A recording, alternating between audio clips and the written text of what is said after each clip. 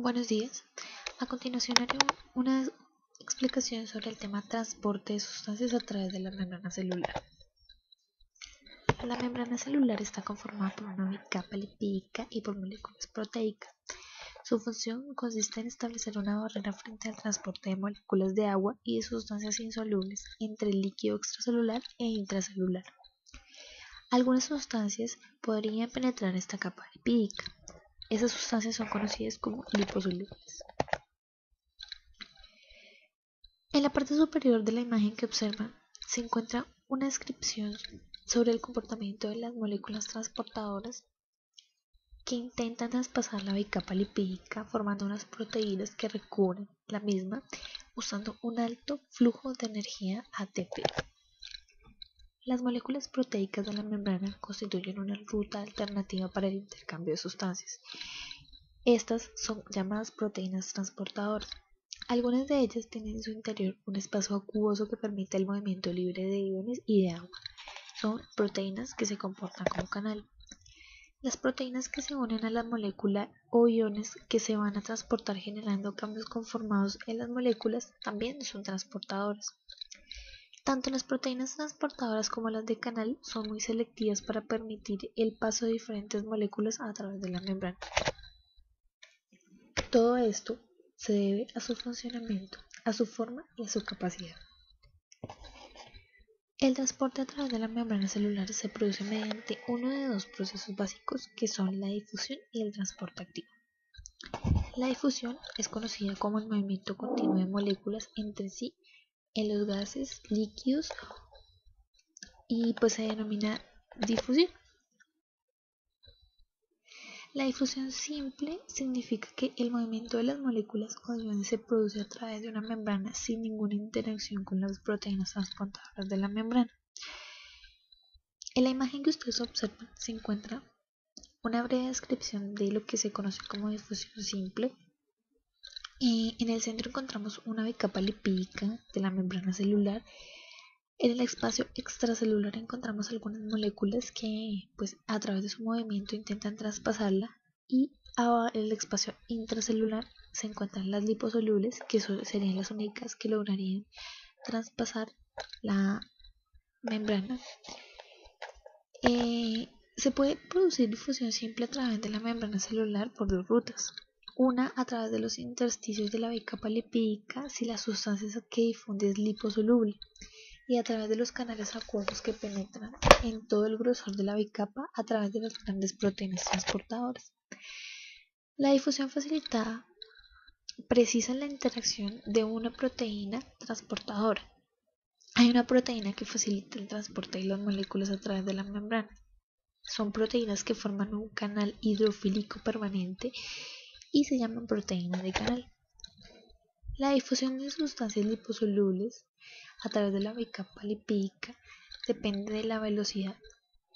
Está determinada también por la cantidad de sustancias disponibles y la velocidad del movimiento de las partículas. El número y el tamaño de la abertura de la membrana también son indispensables. La difusión de agua y otras moléculas insolubles en lípidos a través del canal proteico también tiene que ver con lo dicho anteriormente, y aunque el agua es muy soluble en los líquidos de la membrana, pasa rápidamente a través de los canales de las moléculas proteicas que penetran en todo el espesor de la membrana. La rapidez con la que se realiza este proceso es sorprendente. La difusión a través de poros y canales proteicos genera una permeabilidad selectiva y atracción de canales. Las sustancias se pueden mover mediante difusión simple directamente por medio de trayectos tubulares que se extienden desde el líquido extracelular hasta el intracelular.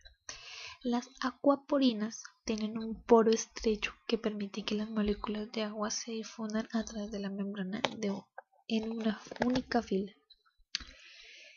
La permeabilidad selectiva de los canales proteicos son selectivos también, y para el transporte de uno o más iones o moléculas específicos solo sirven cierta cantidad de canales. Los canales de potasio permiten el paso de iones de potasio a través de la membrana celular con una facilidad debido a sus características. La activación de los canales proteicos proporciona un medio para controlar la permeabilidad iónica de los canales. La activación se da por dos métodos. El primero se llama activación por voltaje.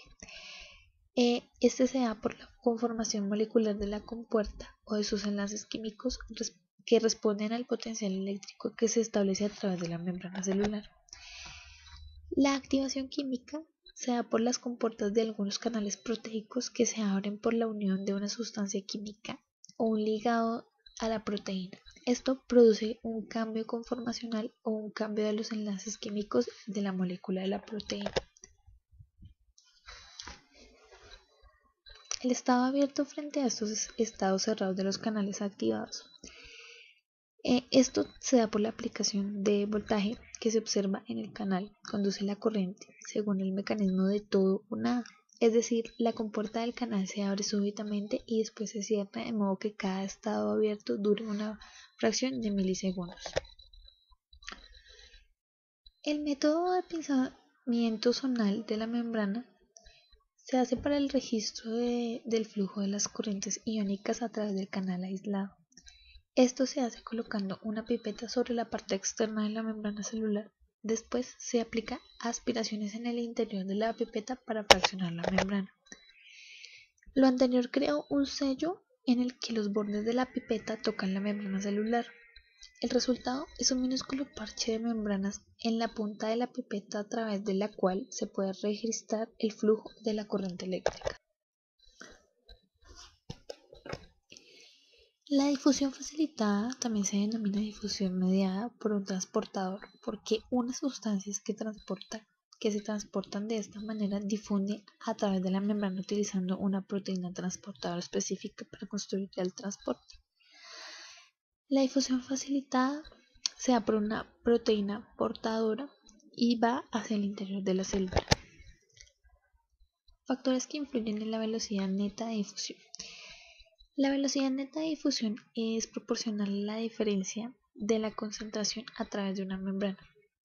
La velocidad a que las sustancias difunden hacia adentro es proporcional a la concentración de las moléculas en el exterior, porque esta concentración determina cuántas moléculas chocan contra el exterior de la membrana cada segundo.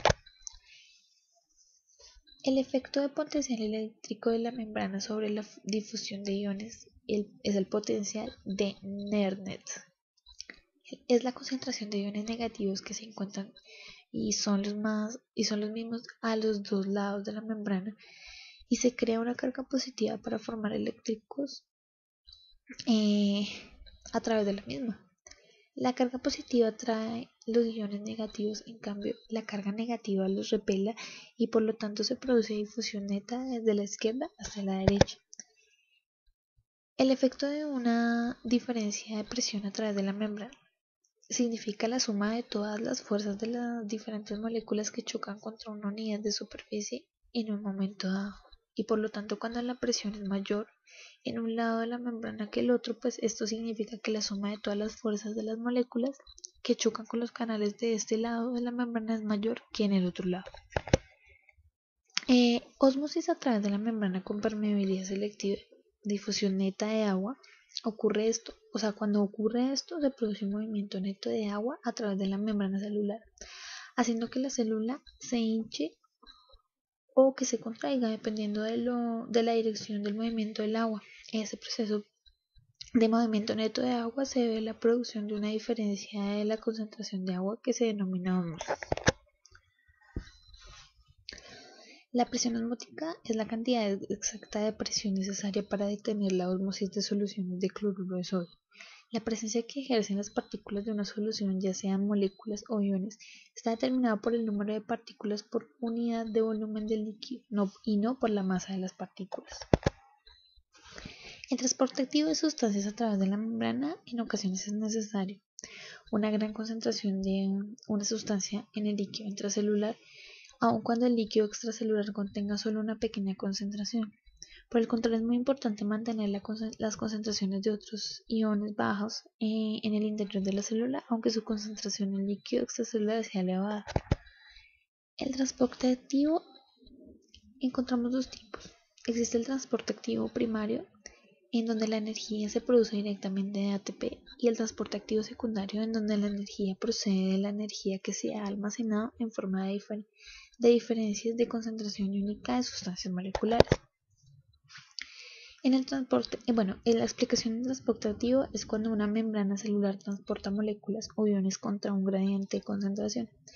Existen dos tipos que dependen de proteínas transportadoras, uno que es el transporte activo primario, otro que es el transporte activo secundario. En el transporte activo primario encontramos la bomba sodio-potasio, que es un proceso que bombea iones sodio a través de la membrana a las células y a la vez bombea iones de potasio desde el exterior al interior. Mantiene las diferencias de concentración de potasio y sodio en el interior de las células. En la imagen que ustedes observan vemos una descripción. En estado de reposo los canales de potasio están abiertos, contribuyendo junto con la bomba al potencial de reposo. Existe una descripción sobre el canal de potasio, el canal de sodio, la membrana y pues también la bomba ATPasa, que lo que hace es hacer un ingreso y una expulsión desde adentro hacia afuera. La bomba sodio-potasio también se encarga de mantener en equilibrio el volumen de las células para evitar que se hinche hasta explotar. También encontramos la bomba de calcio, que se encarga de mantener los niveles intracelulares de calcio a nivel bajo.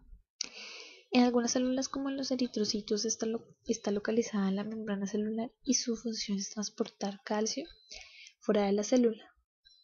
Sin embargo, en las células musculares la bomba después de calcio se encuentra en la membrana del retículo sarcoplasmático. ¿En qué consiste? Pues la bomba de potasio ATPasa funciona de una forma muy parecida a la bomba de sodio-potasio ATPasa. Dos iones de calcio son transportados fuera del citosol por cada molécula de ATP hidrolizado. La actividad de esta bomba está regulada de tal forma que si la concentración de calcio aumenta, la velocidad de bombeo aumenta hasta que la concentración citosólica se reduzca. Transporte activo primario de iones de hidrógeno se da en dos localizaciones en el cuerpo, en las glándulas gástricas y en los túbulos renales. En las glándulas gástricas, las células parietales poseen mecanismos activos primarios de cualquier parte del organismo para transportar hidrogeniones. En el lado secretor de las células parietales, la concentración de hidrogeniones puede estar aumentada hasta 1.000.000 de veces y luego se libera al asociarse con iones de cloruro. En los túbulos renales, las células intercaladas transportan hidrogeniones mediante el transporte activo primario. Asimismo, secretan hidrogeniones de la sangre a la orina para controlar los líquidos corporales. La energía transporte primario. Esta energía es necesaria para la concentración de sustancias en las células o extraerlas.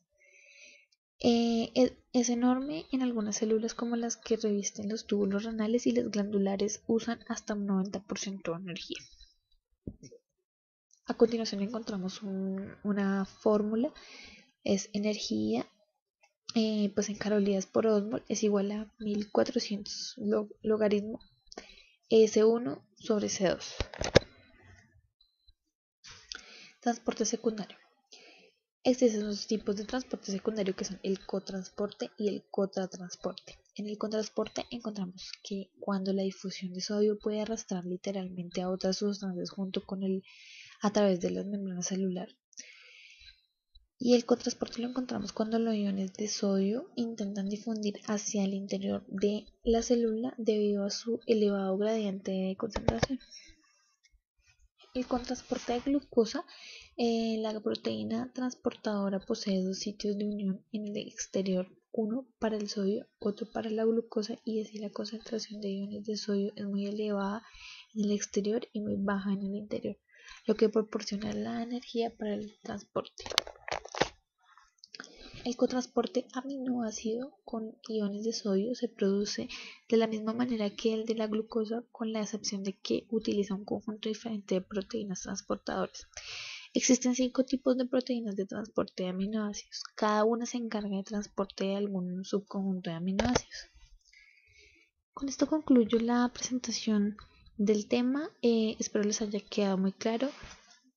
Que tengan un buen día.